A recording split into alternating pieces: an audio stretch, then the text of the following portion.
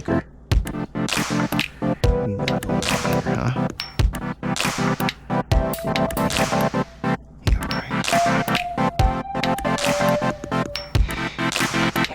Look at this thing.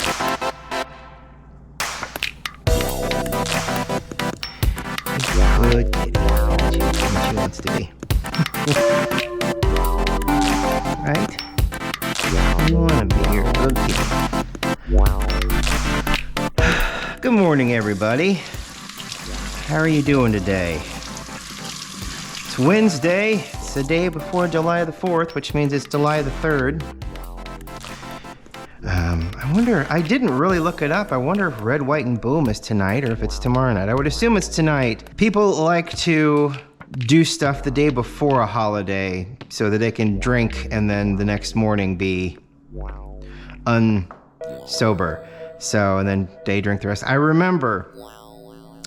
think I remember specifically one year where I worked at the Blitz, where the 4th of July, and I may have told this story before, we were at a place called the Brickyard. It doesn't exist anymore. It was built to be the Brickyard like in 2001, something like that, 2001. And we were there for an Independence Day, and there was a back area for bands to play.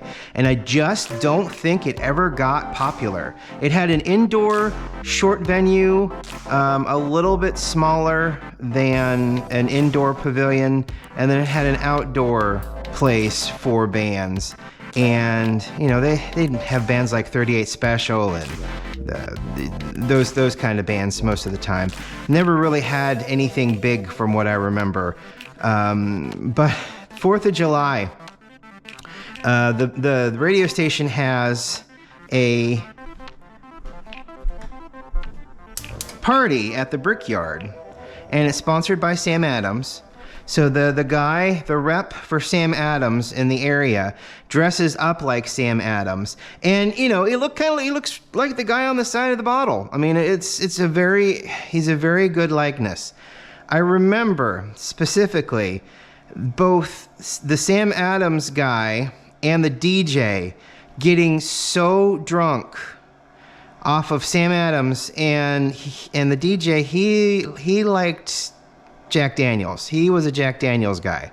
So he drank Jack Daniels and Sam Adams all night. And that Sam Adams rep made sure every one of us had a beer in our hands the entire night. And I really didn't drink beer that much back then. So it was like I just sat there with the beer in my hand, put it down when I needed to do something, and then would pick the beer back up just so that he wouldn't give me another one.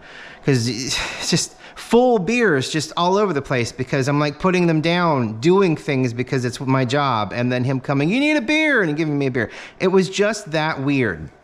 It was a very wild time. They got so drunk. Ooh, this popped off again. Okay, well, it seems like it was folded up okay. They were so drunk when they were announcing stuff on stage. It was F this and F that and F Saddam Hussein, I hope he dies. And, you know, and that was back when Saddam Hussein was still, you know, a thing. So, yeah, it was a wild time. And I think that rep got fired. And I do believe we instilled a policy about DJs drinking at that point. Because it was a mess. It was pretty messy. I mean, that seems very tame, but you know, when you're trying to host a show and kind of be semi-professional about it, you know, you don't want the host to be drunk, you know, or high or anything like that when you're trying to, I mean, even if it's a hard rock station, you still want to be kind of like the adult in the room. Which there were enough of us to keep them kind of wrangled and make sure they didn't, you know, declare war on North Korea or something like that. So, and then the fireworks went off, and I couldn't even stay for the fireworks that night because I had to get back and prep everything for the next morning. I think there was something else the next morning, and I can't remember what it was. It must have been like another breakfast pub crawl, probably, because some of the bars were going to be open on the 4th of July for us, and we were just, you know, getting the absolute dregs of society to come out and drink all day, drink their sorrows away. It was a wild time because of the whole re-emphasis on the Middle East being full of terrorists again after 9/11. So yeah, I think it was July of 2002 because that's why he brought up, you know, Saddam Hussein on stage and cursed his name, which, you know, fine. It's fine. You know, whatever. Not a good person. Not a good person. But, you know, like I said, you want to have some semblance of control and, you know, be the adult in the room. And that was definitely not what that was. I forgot to spray, so there'll be some static down here, but I think we're going to be fine. I may have mentioned this before, but Matt's work has this Encore Baritza as a coffee grinder there, and it sounds a lot less functional. Funny enough. Oh wow, that's got a lot of static. That's my fault. I should have sprayed the beans. Those are especially staticky beans. These Guatemalan, the Island Roasters, delicious coffee, by the way. I will say that every time I bring up Island Roasters, delicious coffee. Well, got some on the board here. We went to La Plaza Tapatia this past weekend and to get some cheeses, and he wanted some peppers and a couple of different things because he wants to make some kind of, I think he wants to make cheesy bread or something like that. They've got wonderful meats and just a wonderful section of created goods. They've got a wonderful bread aisle, freshly baked, all kinds of different sweet and savory breads, you know, and then they've got these things in cups that are like this. I think one was like apples and cinnamon and horchata, the actual like cinnamon apples in these, and it's wonderful. There's some really good stuff that they've got there. And then they've got a lot of Latin goods, Latin spices. They've got Latin chips, snacks, and that kind of a thing. So that's really good. So they make their own. For us, it's pork rinds. For them, it's chicharrones. See, chicharrón tronador. They make their own, and this is one big pork rind right here. And so is this. We've been munching on this for the past couple of days. It was a little bit fuller than this, but they make their own in-house pork rinds, and they are absolutely so much better. And then these are really funny. I saw these, they had this, and they had a Fireball whiskey one, and I'm like, wow, those are the smallest bottles I've ever seen, and what a weird presentation. No, it's not. It's non-alcoholic, and I'm like, ooh, they taste like milk chocolates. No, they are actual milk chocolates. Milk chocolates with Bailey's Original Irish Cream flavored filling. These things, if you see these, they're pricey. I think this, even though it was full, it's not full anymore, but even though it was full, which I probably up to about here. There was a lot of candy in here, but it was around $13. But I saw this and I'm like, ooh, that'd be great. And then as we got to the checkout, he says, you know, this says non-alcoholic. And I'm like, how does it have Bailey's and it's non-alcoholic?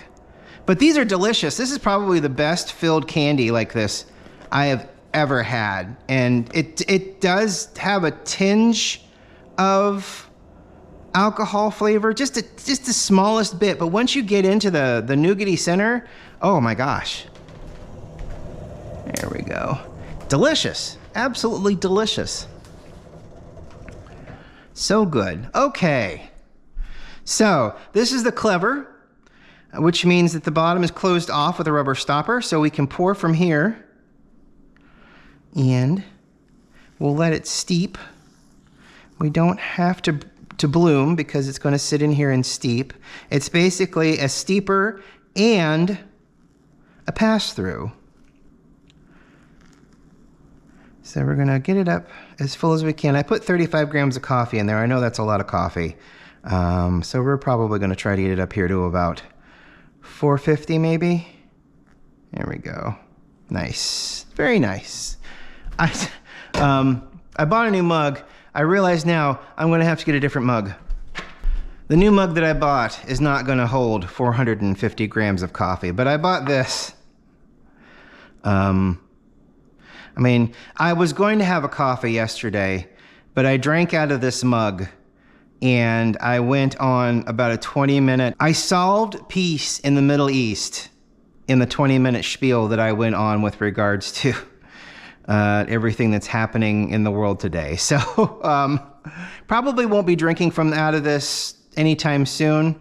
But like I said, it was a 20-minute rant when I made coffee yesterday, so that's why there was no coffee. I didn't want to put that out. It was just, you know, it was just a guy who watched TV, who saw what was happening on TV, and then who just rambled on about how he felt about certain things. And it's like, I mean, I guess some people would be interested in that, but I'm just not.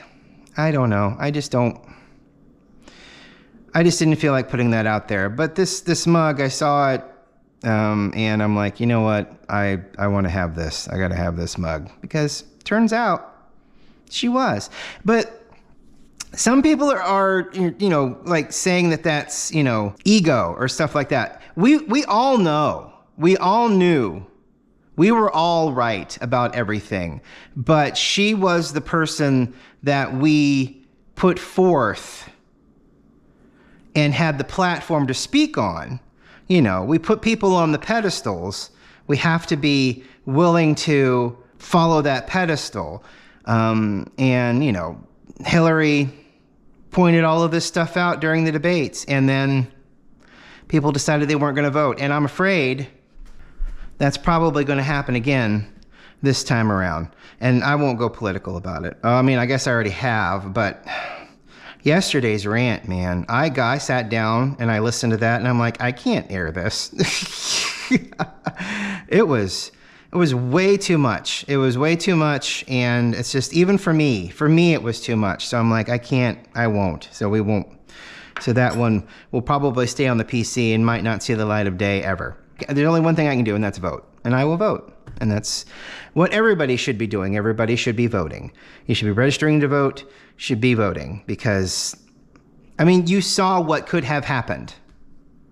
And then you've got that project, 2025 that I've read. Oh my God, you need to go read that. It's terrible. Or if you don't want to read it, last week Tonight with John Oliver did an entire segment on it, and that segment is free on YouTube. You should go look it up. It's frightening. Okay, I'm sorry. I didn't mean believe me, much tamer.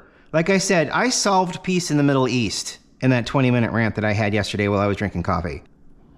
Boy, this Guatemalan just smells so good. I'll monitor it from the top today. I've got this Lego project that I've got going on downstairs. It's like 3,000 plus pieces. It's like age 15 and up, you know? So it is a monstrosity of a thing, and I've been recording it. And I've got so much shit recorded for it, I'm running out of hard drive space on several hard drives. So, it was a pretty quick drawdown. We done? I think so. It's clever, so fun. I love the clever. It's so clever.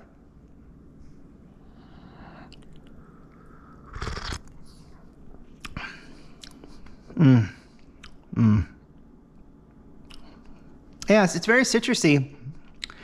Why am I getting a little salt? Maybe it's just the way my breath settled this morning. Delicious citrusy notes. It's very sweet. Clean finish. It is what it is. You know. I don't have the same water. I don't have the same brewing method. Blah blah blah. All that stuff. But yeah, these. Let me get one of these out.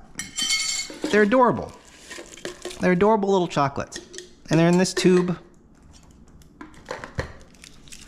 So you get it in here. You open it up. Hello, breakfast.